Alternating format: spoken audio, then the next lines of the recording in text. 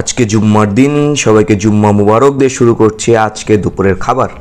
আজকে জুম্মার দিন ছোটোখাটো ঈদের মতো পালন করতে হয়, এটা সবাই জানে।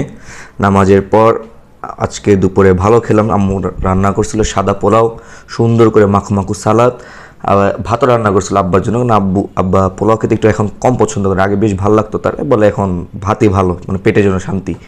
যাই হোক, এর মধ্যে আম্মু চিংড়ি মাছের ভর্তা দিল। পোলাওর সাথে চিংড়ি মাছের ভর্তা একদম কম্বিনেশন জমে নেই। দুইবার খাই, আর তৃতীয়বার আম্মুরে দিয়েছে, আম্মু আমি খাবো না। মানে চিংড়ি মাছের ভর্তা, সালাদ, টিক্কাটা খুব সুন্দর করে আম্মু রান্না করছে। স্বামী কাবাবের মধ্যে নিশ্চিত কিছু মিক্স করছে আলাদা, সেটা রেসিপি অবশ্যই আপনার সাথে খুব শীঘ্রই শেয়ার করবো ইনশাআল্লাহ, আল্লাহ তাআলা যদি ভালো রাখেন। তার সাথে ছিল মুরগি এবং চিংড়ি মাছ একদম ভুনা লাল লাল করে। এটা ইউনিক করে আম্মু করছে, খুব জোস হয়েছে। টিক্কাটা খুবই সুস্বাদু হয়েছে। সুন্দর করে টিক্কাটা ভাঙলাম, ভাতের সাথে নিলাম, পোলাওর সাথে নিলাম এবং সুন্দর করে খেলাম। এর মধ্যে আম্মু দিয়ে দিল সুন্দর মাঝারি সাইজের লাল লাল করে চিংড়ি। আম্মু প্রচুর লাল, গুঁড়া মরিচের লাল না, আম্মু আলাদা মশলা অ্যাড করছে, এই কারণে লাল লাল লাল লাল হয়ে গেছে। খুবই সুস্বাদু ছিল। চিংড়ি মাছটা খুব সুন্দর করে মাখো মাখো করে ভেঙে চিংড়ি মাছটা খেলাম। মাথাটা চাবিয়ে হলো বিড়ালকে দিয়ে দিছি। বিড়ালকে হালকা একটু ভাত, সাথে হাড়গোড়গুলো দিয়ে দিছি ভেঙে ভেঙে। বিড়ালটাকে দেখছি, মানে বিড়ালটা তো ঘরের না, ছাদের, হাড়গুলো যদি সুন্দর করে ভেঙে ভেঙে দিই তাহলে সে সুন্দর করে খেয়ে ফেলতে পারে। যাই হোক, এর মধ্যে হলো সালাদ নিলাম। আবার সালাদ নিয়ে ডানবাম করে মাখু মাখু করে একটু মশলা নিচ্ছি চিংড়ি মাছের, মগজ চিংড়ি মাছের যা আছে চিংড়ি মাছ দিয়ে জলদি জলদি খেয়ে ফেলি। যাই হোক, এর মধ্যে ভালো মতো মিক্স করে বিসমিল্লাহ করে আবার মুখে নিয়ে নিলাম। পোলাও কিন্তু দুপুরে আসলে একটু কম খেতে পারি, একটা জিনিস খেয়াল করছি, দুপুরে কেন কম খেতে পারি, রাত্রে খাওয়াটা হলে এক একটা আওয়াজ করে, রাত্রে হলে কিন্তু ভালো খেতে পারি। রাত্রে খাবার হলে পোলাও রাত্রে খাবার হিসাবে সবচেয়ে বেশি খাওয়া যায়।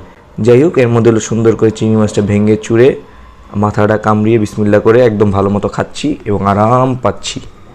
এই দেখেন, সুন্দর করে নিয়ে আল্লাহ তাআলা সুন্দর সুন্দর খাবার রাখছে দুনিয়ায়। কী কারণে মানুষ উল্টাপাল্টা খায় আর চাইনিজের কী কারণে কাঁচা খায়, সুন্দর করে রান্না করে।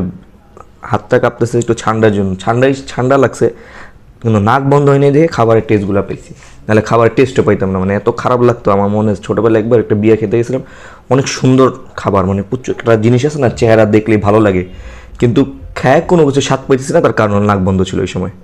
যাই হোক, এর মধ্যে কিন্তু সুন্দর করে প্রায় পোলাও খেয়ে ফেলছে। আম্মু হলো ওই পরিমাণ দিয়েছে ভাতের মতো যতটুকু আমি দুপুরে একবেলা খাই। কিন্তু আজকে খাবার শেষ করে আমি আবার পোলাও নিছি, হালকা নিছি, কারণ আমি চিংড়ি মাছ এবং সালাদ এবং ওই টিক্কা দিয়েই খাবার শেষ করে ফেলছি। টিক্কা নেই, কাবাব, টিক্কা ঠিক আছে।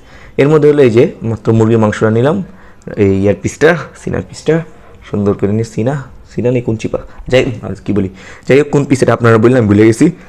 পেটে আসতেছে, মুখে আসতেছে না। যাই হোক, মুখে যেহেতু আসতেছে না, পেটেই চলে যায় মুরগি। বিসমিল্লাহ করে এই মুরগির মাংস দিয়ে খাওয়াটা শুরু করলাম, ঝোল দিয়ে মাখু মাখু করে। সুন্দর সুন্দর স্টার মশলা আম্মু দিছে। স্টার মশলা কিছু কিছু রান্নায় দেওয়া উচিত আমার মনে হয়, কারণ স্টার মশলাটা আগে এরকম আনা হতো, কারণ এটা এত অ্যাভেলেবেল না দোকানে। ছোটোখাটো যে মুদির দোকান সেগুলোর মধ্যে কিন্তু পাওয়া যায় না। বড় বড় কিছু মুদির দোকানে অথবা মশলা যেসব দোকানে বিক্রি করে সেই সব জায়গায় দেখলাম স্টার মশলাটা পাওয়া যায়। স্টার মশলা একটা আন্টি আমাদের দিয়েছিল, সেটা কিছু কিছু জায়গায় দিলাম। পরে বুঝলাম যে স্টার মশলার সাথে আমি পরিচিত, সেটা যে আমরা রামেন খাই, ওই রামেনের মধ্যে হলে বেশিরভাগ স্টার মশলাটা ব্যবহার করা হয়ে থাকে। যাই হোক, ইট ডাজেন্ট ম্যাটার।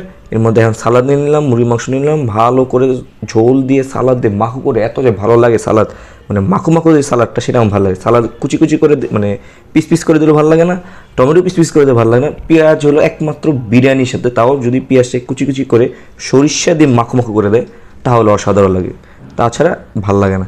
যাই হোক, এর মধ্যে মাংসটা ছিঁড়ে ভালো মতো মিক্স করে আবার খেয়ে নিলাম। একদম পেট ভরে খেলাম। আজকে দুপুরে খাবার একদম পেটটা ফুলে হাই হয়ে আছে। ভয়েসও বাইরেতে মনে হইতেছে কষ্ট হইতে, মনে পেটে চাপ লাগতেছে। এই মাছটা ভালো করে বের করে খেয়ে দিয়ে বাকি এগুলো চাবিয়ে দিয়ে দিই, বিড়ালে দিয়ে দিই, কারণ পুরোটা আস্তাটা দিলে খেতে পারে না, চাবাই দিলে আর সুন্দর করে খেতে পারে। যাই হোক, এর মধ্যে হলো আমার খাওয়া দাওয়া প্রায় শেষের দিকে, একদম টান উত্তেজনার মধ্যে খাওয়া দাওয়া শেষ। সোনার বাংলাদেশ, আলহামদুলিল্লাহ। আর কি কাজ আছে, তাড়াতাড়ি খা রাফি, তাড়াতাড়ি খা।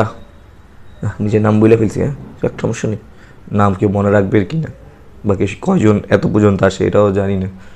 আশা করি ভিডিওটা আপনাদের ভালো লাগবে।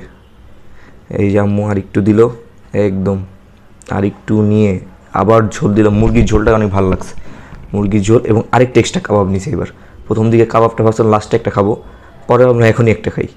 এই যে কাবাবটা নিলাম, কাবাবটা নিয়ে ভেঙে চুড়ে একদম খেয়ে আলহামদুলিল্লাহ করে এই ঝোলমোল দিয়ে মাখু মাখু করে খেয়ে ফেলবো। কিরে আমার হাত কই, কোন কাজে পাঠালাম হাতে? এই হাত, এই আসছে আসছে আসছে, আমার হাত আসছে, আমার হাত গিয়েছিল কই? আমার হাতের অপেক্ষায় রয়ে গেছি। যাই হোক, আশা করি ভিডিওটা আপনাদের ভালো লেগেছে। লাইক কমেন্ট দিয়ে আমাদের সাথে থাকবেন, এবং আগামী রোজার আগ পর্যন্ত একটা টার্গেট, যদি 1K এটা ফিল আপ করতে পারি, আগামী রোজা ইনশাল্লাহ ফেব্রুয়ারিতে হবে। আশা করি আল্লাহ তাআলা সুস্থ রাখবেন, ভালো রাখবেন। ফেব্রুয়ারি আগে 1K যদি পরিবার, টিকটক, ইউটিউব দুইটার মধ্যে যে কোনো একটা হলেও আমার শান্তি, দুইটা হলেও তো বেশ ভালো।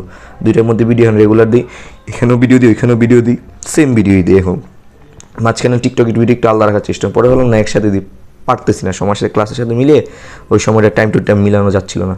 যাই হোক, এটা কোনো সমস্যা নেই। সবাইকে বিদায়, আমাদের সাথে থাকবেন। সবাইকে ধন্যবাদ। আসসালামু আলাইকুম। এনে বিড়াল খাওয়া শুরু কর, অলরেডি খাচ্ছে, বাকিটুকু দিব।